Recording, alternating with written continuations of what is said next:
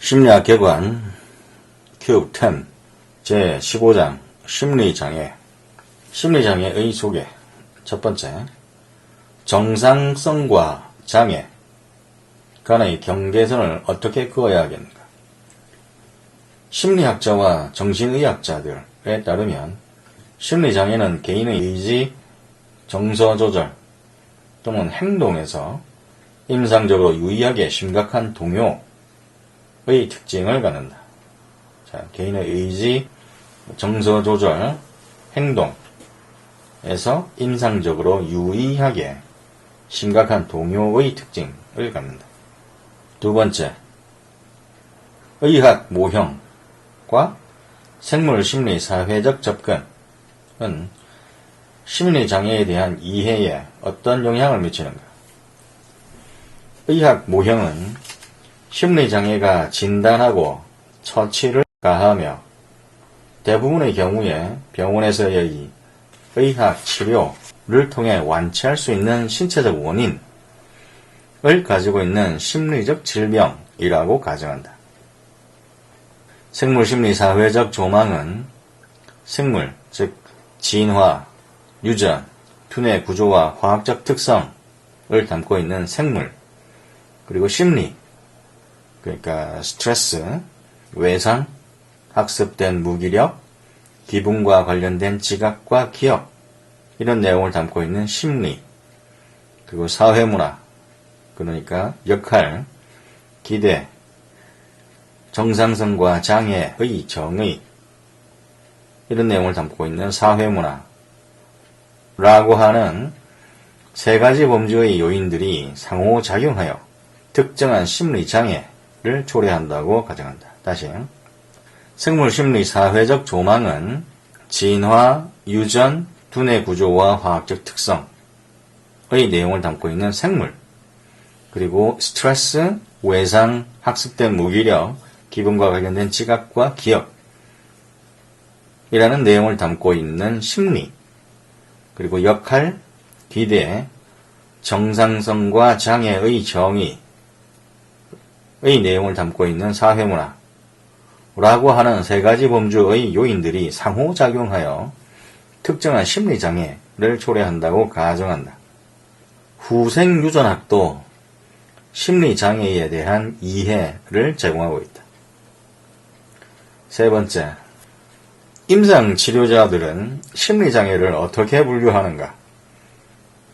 몇몇 심리학자들이 진단명 사용을 비판하는 이유는 무엇인가? 미국 정신의학회의 DSM-5는 연구자와 임상치료자들 간의 소통과 연구를 위한 공통 언어와 개념들을 제공하는 진단적 병명과 기술들을 포함하고 있다.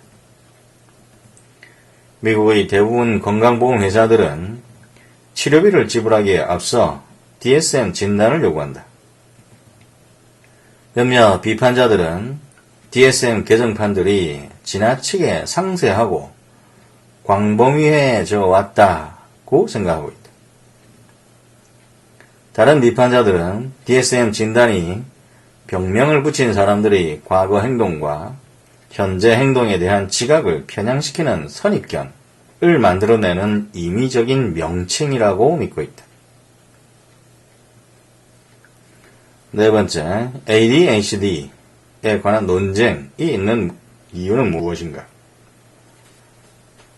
극단적 부주의, 과잉 행동, 충동성을 표출하는 아동, 그리고 소수의 성인은 ADHD, 주의력 결핍 장애 혹은 과잉 행동 장애로 진단받을 수 있으며 의학 치료와 다른 치료법을 적용할 수 있다. 문제는 ADHD 사례의 수가 점증하는 것이 과잉 진단을 반영하는 것인지 아니면 장애에 대한 자각이 증가한 것을 반영하는 것인지에 초점을 맞추고 있다. ADHD에 대한 흥분제 치료의 장기 효과는 아직 알려져 있질 않다. 다섯 번째, 심리장애는 폭력 행동을 예측하는가? 심리장애가 폭력으로 이끌어가는 경우는 매우 드물다. 그렇지만 폭력 행동을 나타낼 때 사회가 심리장애자에게 책임을 물어야 하는지에 관한 도덕적 문제와 윤리적 문제를 불러일으킨다. 대부분의 심리장애자는 비폭력적이며 공격자이기보다는 희생자일 가능성이 더 높다. 6번째, 얼마나 많은 사람들이 심리장애로 고통받고 있거나 고통받아 왔는가? 가난이 위험 요인인가? 심리장애 발병률을 조사하는 시점과 장소에 따라 다르다. 많은 국가를 대상으로 수행한 연구에서 보면 발병률은 5% 이하, 그러니까 중국 상하이의 경우 에서부터 25%, 미국의 경우는 이제 25%에 이른다. 가난은 위험 요인이다. 가난과 연합된 질병과 경험은 심리장애의 발생에 기여한다.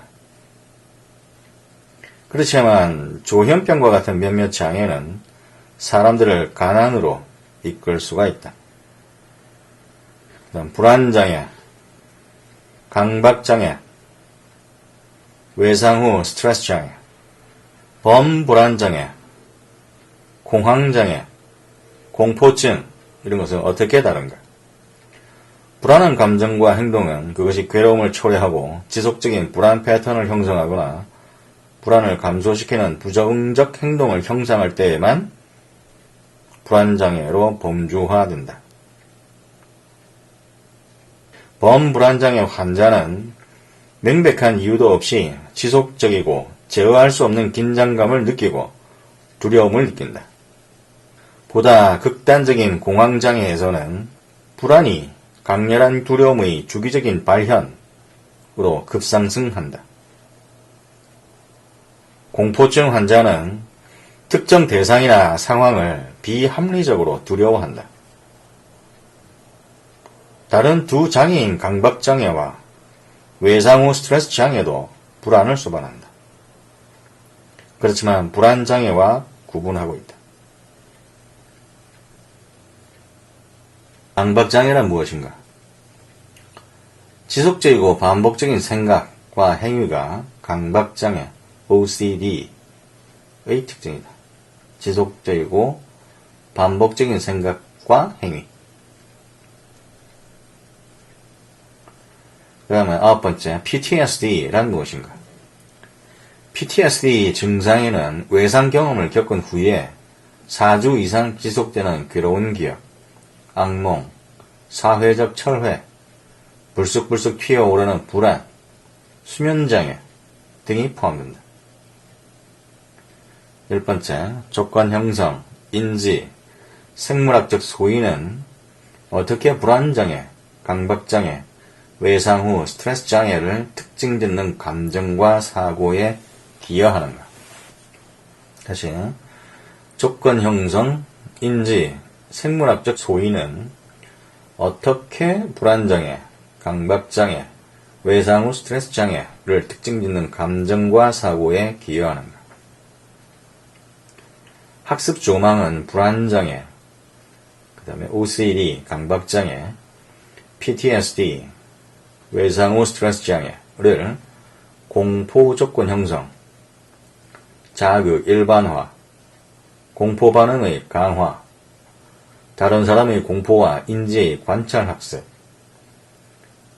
그러니까 해석이라든가 비합리적인 신념, 과잉 경계, 이런 공포와 인지의 관찰 학습의 산물로 간주한다. 다시, 학습 조망은 불안장애, OCD, PTSD를 공포 조건 형성, 자극 일반화, 공포 반응의 강화, 다른 사람의 공포와 인지의 관찰 학습의 산물로 간주한다.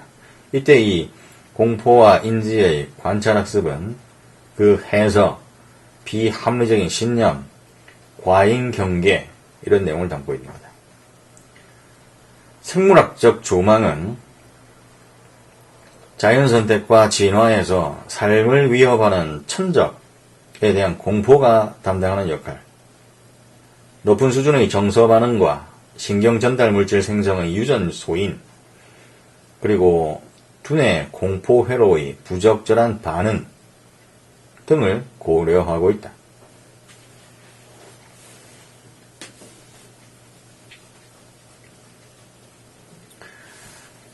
그 다음 우울장애와 양극장애, 우울정신병, 지속적 우울장애, 양극장애는 어떻게 다른가? 우울정신병 환자는 2주 이상 5가지 이상의 증상을 경험하는데 적어도 그중 하나는 우울한 기분 또는 흥미나 즐거움의 상실이어야 한다.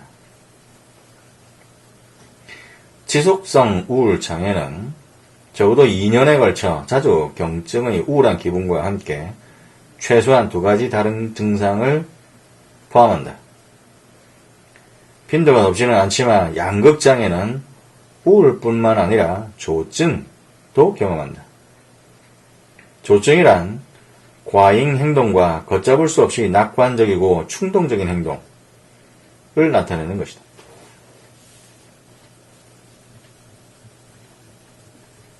열두 번째, 생물학적 조망과 사회인지적 조망은 우울장애와 양극장애를 어떻게 설명하는가?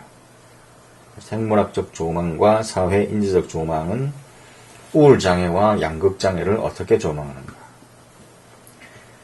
우울장애와 양극장애에 대한 생물학적 조망은 유전소인, 그리고 신경전달물질 시스템에서 발견되는 비정상성을 포함한 두뇌 구조와 그 기능의 비정상성에 초점을 맞춘다.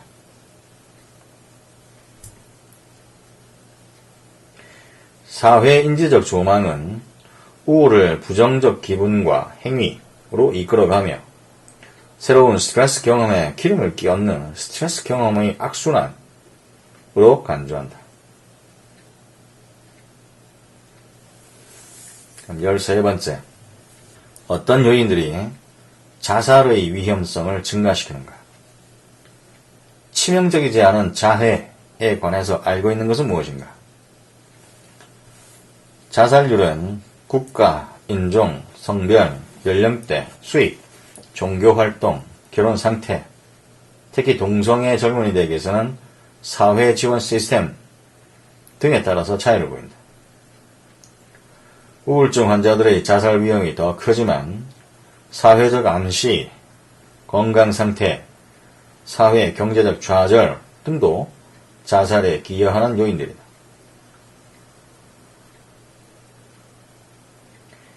투신 차단벽과 같은 환경 차단막이 자살을 예방하는 데 효과적이다.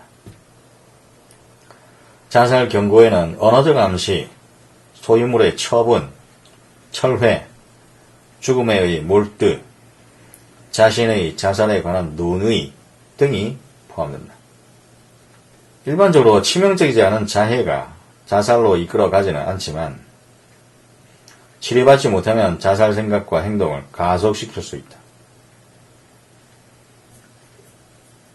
자해를 하는 사람들은 소통기술과 문제 해결 능력이 형편없으며 스트레스를 잘 참지 못하고 자기 비판적인 경향이 있다.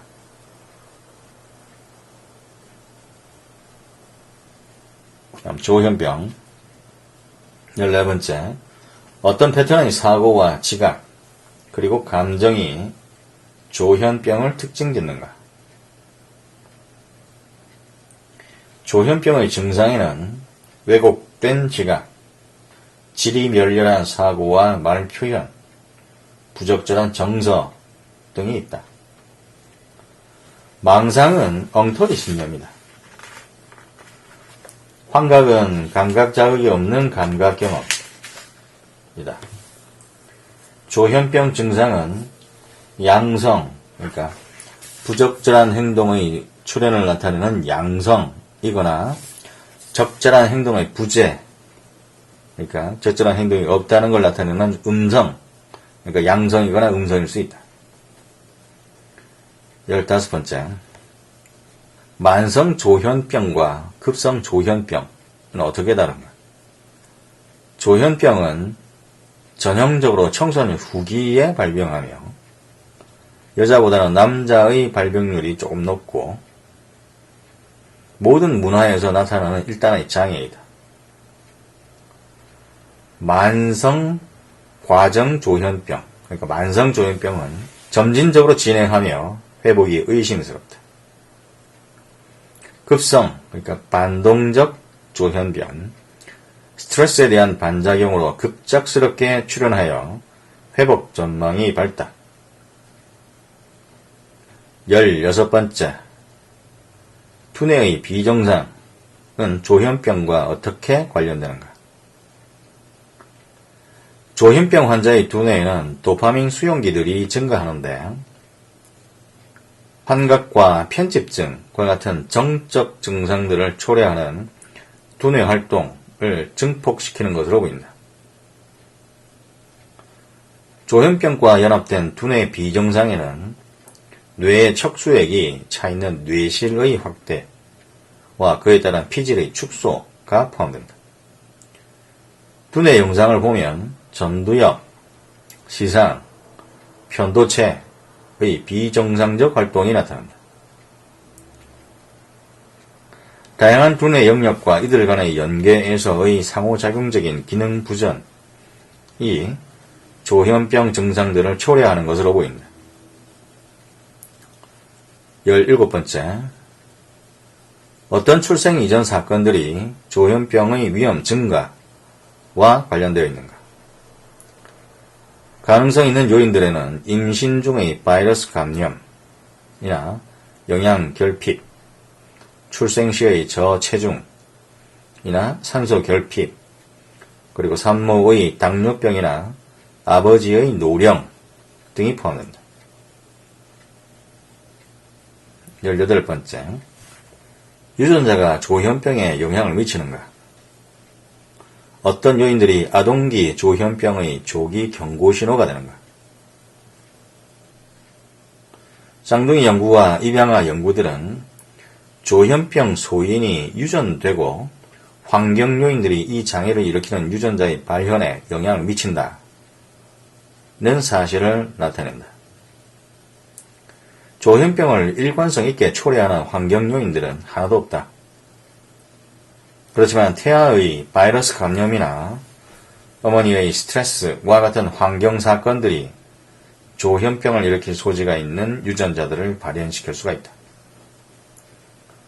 나중에 조현병의 발병을 경고할 가능성이 있는 초기 신호에는 심리적 요인, 그러니까 파괴적이거나 철회적인 행동, 정서적 예측 불가능성, 열악한 또래 관계, 혼자만의 놀이, 이런 심리적 요인뿐만 아니라 생물학적 요인, 그러니까 심각한 만성 조현병을 앓고 있는 어머니, 출생 시의 산소 결핍과 저체중, 짧은 주의폭과 열등한 근육 협응, 이런 생물학적 요인들도 포함된다.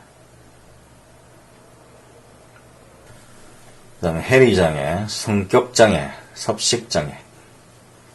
해리장애란 무엇인가? 그리고 이 해리장애가 논란을 불어일으키는 이유는 무엇인가? 해리장애는 의식적 자각이 과거의 기억, 사고, 감정 등과 분리되는 것처럼 보이는 장애이다. 회의론자들은 과거의 다중성격장애라고 불렀던 해리 정체성 장애가 20세기 말엽에 극적으로 증가하였으며 북미를 벗어난 지역에서는 찾아보기 힘들고 치료자의 암시에 취약한 사람들이 나타내는 역할놀이를 반영하는 것일 수 있다는 사실을 지적한다. 다른 연구자들은 불안감의 발현 또는 불안 감소로 강화받아 학습한 반응으로 간주한다. 20번째, 성격장애의 세 군집은 무엇인가? 어떤 행동과 두뇌 활동이 반사회적 성격을 특징짓는가? 성격장애는 사회 기능을 손상시키는 파괴적이고 융통성이 없으며 지속적인 행동 패턴이다. 이 성격장애는 불안, 괴상망측한 행동, 극적이거나 충동적인 행동이라는 세 가지 주요 특징에 근거한 세 가지 군집을 형성한다. 다시 성격장애의 특징 세 가지: 불안, 괴상망측한 행동, 극적이거나 충동적인 행동. 반사회적 성격장애는 양심의 기력, 그리고 때로는 공격적이고 두려움이 없는 행동이라는 특징을 갖는다. 유전소인이 환경과 상호작용하여 반사회적 성격장애와 연합된 변화된 두뇌 활동을 초래하는 것일 수 있다. 21번째, 세 가지 대표적인 섭식장애는 무엇인가? 어떤 생물학적, 심리적, 사회문화적 요인들이 사람들을 이 섭식장애에 더욱 취약하게 만드는가? 여자나 게이들이 많이 나타내는 섭식장애에서는 심리적 요인들이 균형 잡힌 내적 상태를 유지하려는 항상성 욕구를 압도할 수 있다. 심각하게 저체중임에도 불구하고 거식증 환자들, 일반적으로 청소년 유저들인데 이 거식증 환자들은 자신이 뚱뚱하다고 생각하기 때문에 계속해서 다이어트를 한다. 과식증 환자들, 일반적으로 10대와 20대 여자들인데 이 과식증 환자들은 몰래 폭식을 한 다음에 토해내거나 단식을 하거나 지나치게 운동을 하며 보상을 한다. 폭식장애 환자들은 폭식을 하지만 토한다거나 단식을 한다든가 운동을 하지는 않는다. 문화 압력, 낮은 자존감, 부정적 정서가 스트레스로 가득 찬 삶의 경험과 유전적 특성과 상호작용하여 섭식장애를 초래한다. 다음 제16장 치료. 치료와 심리치료. 첫 번째, 심리치료와 생의학치료는 어떻게 다른가? 심리치료는 심리학 기법들을 수반한 치료법이다. 심리치료는 훈련받은 치료자와 심리적 어려움을 극복하거나 개인의 성장을 달성하려는 사람 간의 상호작용으로 이루어진다. 대표적인 심리치료법들은 정신역동 조망, 인본주의 조망, 행동 조망, 인지 조망 등에 근거한다. 생의학 치료는 환자의 생리적 특성에 직접 작용하는 약물이나 시술을 통해 심리장애를 치료한다. 절충적 접근법은 다양한 형태의 치료법을 결합하는 기법이다. 두 번째, 정신분석의 목표와 기법은 무엇인가? 이것들이 어떻게 정신역동 치료에 적용되었는가? 지그문트 프로이트는 정신분석을 통해서 불안에 휩싸여 있는 감정과 생각들을 의식적 자각으로 끌어올려 자신들에게 자기에 대한 통찰과 장애의 완화를 제공하고자 시도했다. 사용한 기법에는 자유연상, 그리고 저항과 전이, 사례에 대한 해석 등이 포함된다. 정신역동치료는 전통적인 정신분석의 영향을 받지만 원초화와 자화, 그리고 초자의 개념을 신봉하지 않은 것을 포함하여 많은 면에서 정신분석과 차이를 보인다.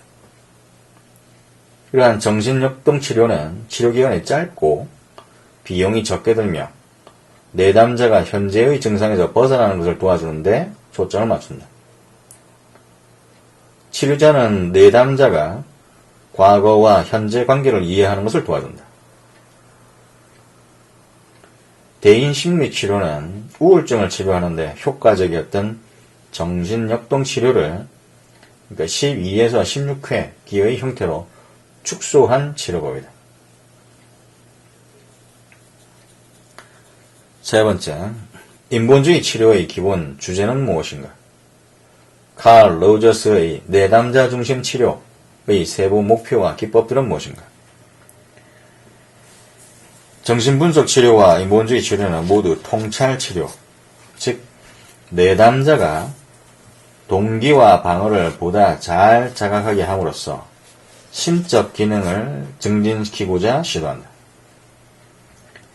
인본주의 치료의 목표는 내담자가 자기 자각과 자기 용인에서 성장하도록 도와주고 질병을 치료한다기보다는 개인적 성장을 조장하며 자신의 성장에 대한 책임감을 갖도록 도와주고 무의식적 동기보다는 의식적 생각에 초점을 맞추며 과거보다는 현재와 미래를 더 중요하게 바라보게 하려는 것이다.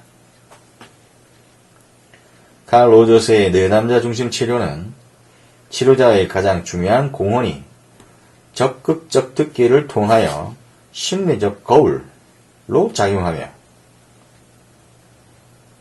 진실성과 수용성 그리고 공간성의 특징을 갖는 무조건적 긍정적 존중이라는 성장 촉진 환경을 마련해 주는 것이라고 제안했다. 네 번째, 행동치료의 기본 가정은 정신역동치료와 인본주의 치료의 가정과 어떻게 다른가? 노출치료와 혐오조건 형성에서는 어떤 기법들을 사용하는가? 행동치료는 통찰치료가 아니다. 이 행동치료의 목표는 학습 원리를 적용하여 문제 행동을 수정하는 것이다. 체계적 둔감화라든가 가상현실 노출치료와 같은 노출치료법과 혐오 조건 형성을 포함한 파블로프식 조건 형성 기법들은 역조건 형성을 통해서 행동을 수정하고자 시도한다. 즉, 원치 않는 행동을 촉발하는 예전의 자극에 대하여 새로운 반응을 촉발하는 것이다. 다섯 번째, 조작적 조건 형성 원리에 입각한 치료의 주요 전제는 무엇인가? 이 조작적 조건 형성 원리에 입각한 치료의 그 지지자와 비판자들의 견해는 무엇인가? 조작적 조건 형성은 자발적 행동이 그 결과의 영향을 강하게 받는다 라는 전제에서 작동한다. 조작적 조건 형성 원리에 기반을 두는 치료는 원하는 행동에 정적 강화물을 제공하고 원치 않는 행동을 무시하거나 처벌하는 방식으로 원치 않는 행동을 변화시키는 데 행동 수정 기법들을 사용한다.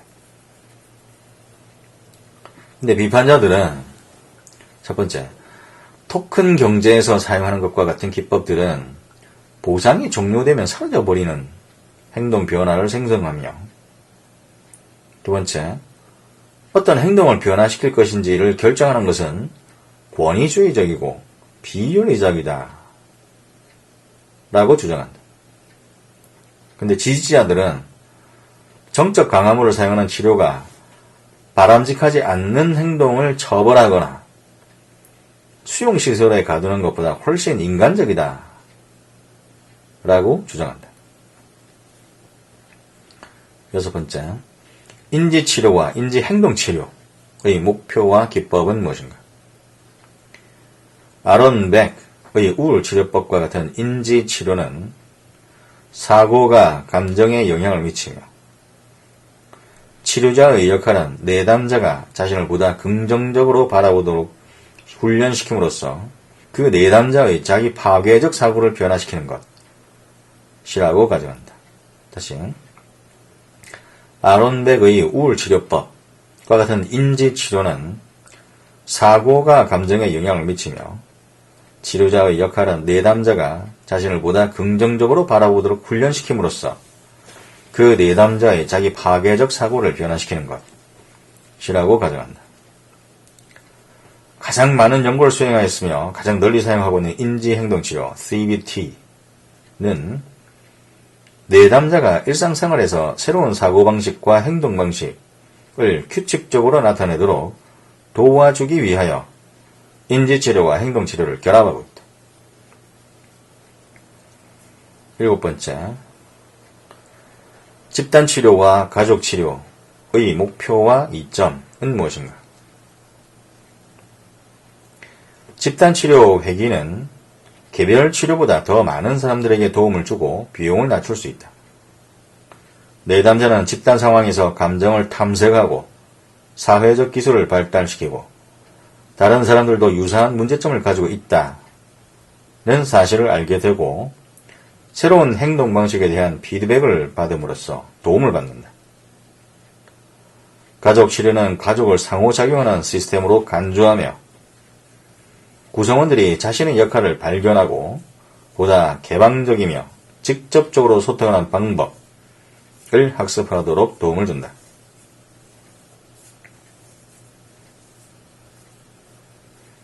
그 다음 심리치료의 평가. 8번째, 심리치료는 작동을 하는가? 그리고 어떻게 할 수 있는가? 내담자와 치료자의 긍정적 증언은 치료가 실제로 효과적이라는 사실을 입증할 수 없다.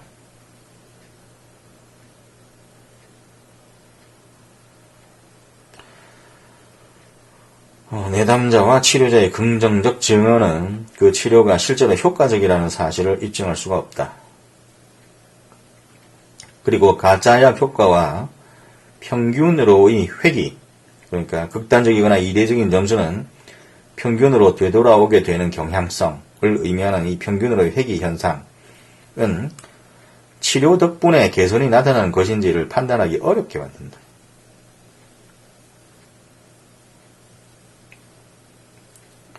연구자들은 수많은 심리치료 연구들의 결과를 통계적으로 종합하는 메타 분석을 사용하여 치료를 받지 않은 사람들도 개선을 보이기 십상이지만 심리치료를 받은 사람들이 보다 신속한 개선 효과를 보이고 재발의 가능성도 낮다는 사실을 밝혀왔다. 9번째, 특정 장애에 있어서 특정 심리치료법이 다른 치료법보다 더 효과적인가? 어떤 유형의 심리치료법도 총체적으로 다른 기법들보다 수월한 것은 아니다. 치료는 명확하고 구체적인 문제점을 가지고 있는 사람들에게 가장 효과적이다. 공포증과 강박증을 치료하는 행동치료와 같은 몇몇 치료법들은 특정 장애에 더 효과적이다. 정신역동치료는 우울과 불안에 효과적이었으며 인지치료와 인지행동치료는 불안장애, 강박장애, 외상 후 스트레스 장애, 우울증에 대처하는 데 효과적이다. 증거기반 치료는 가용한 연구 결과들을 임상치료자의 전문성 그리고 내담자의 특성과 선호도와 상황과 통합시킨다. 10번째, 대체치료법은 과학 연구에서 어떤 평가를 받는가? 비정상 상태는 스스로 정상으로 되돌아오는 경향이 있으며 가짜약 효과는 치료가 효과적이었다 라는 인상을 만들어낼 수가 있다. 이러한 두 가지 경향성은 대체치료법, 즉 특정 장애를 치유할 수 있다고 주장하는 비전통적 치료법의 평가를 어렵게 만든다. 안구운동 탈민감화와 재처리 EMDR, 다시 안구운동 탈민감화와 재처리 EMDR은 어느 정도 효과가 있는 것으로 보였지만 안구운동 때문이 아니라 노출치료의 효과 때문인 것으로 보인다. 불빛 노출치료는 각성과 호르몬 분비에 영향을 미치는 두뇌 영역을 활성화시킴으로써 계절성 우울 정신병 환자의 우울 증상을 완화시키는 것으로 보인다. 11번째, 모든 유형의 심리치료법이 공유하는 세 가지 요소는 무엇인가? 모든 심리치료법들은 사기가 꺾인 사람들에게 신선한 조망, 그리고 치료자가 유능하다는 것을 전제로 할 때 공감적이고 신뢰로우며 후원하는 관계라는 새로운 희망을 제공한다. 치료자와 상담자 간의 신뢰와 이해라고 하는 정서적 유대, 즉 치료적 동맹이 효과적인 치료에서 중요한 요소이다.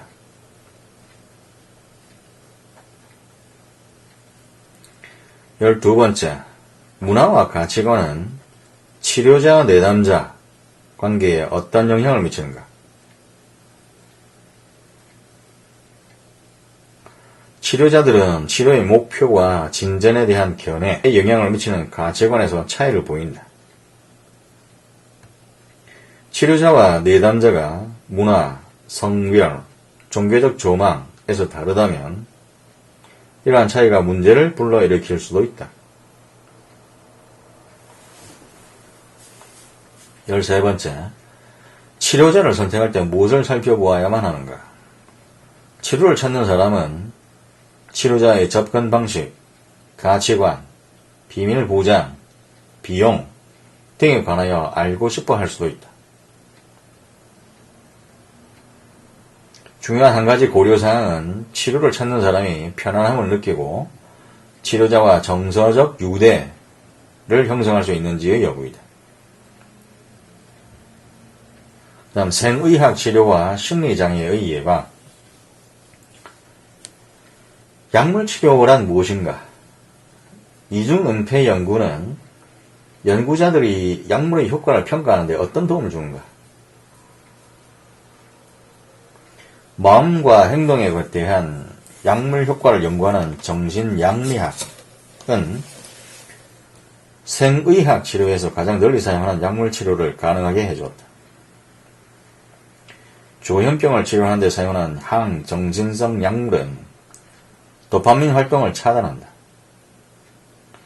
부작용 우려는 안면 근육과 혀 그리고 사지의 불수의적 운동을 수반하는 신경중독 효과인 만발성 운동장애나 비만과 당뇨병의 위험 증가 등을 줄 수 있다. 중추신경계 활동을 억제하는 항불안제는 불안장애, 강박장애, 외상후 스트레스 장애 등을 치료하는 데 사용한다. 항불안제는 신체적으로나 심리적으로 중독될 수 있다. 세로토닌과 노르에피네프린의 가용성을 증가시키는 항우울제는 우울증 치료에 사용하는데 가짜약 효과를 다소 상회하는 효과를 가지고 있다.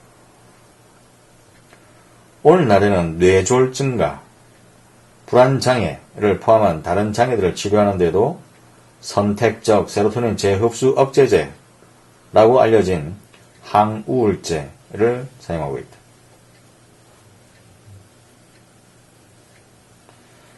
리튬과 데파코트는 양극장애 환자에게 처방하는 기분 안정제이다. 이 연구자들은 가짜약 효과와 연구자 편향을 제거하기 위하여 이중은폐 절차를 사용한다.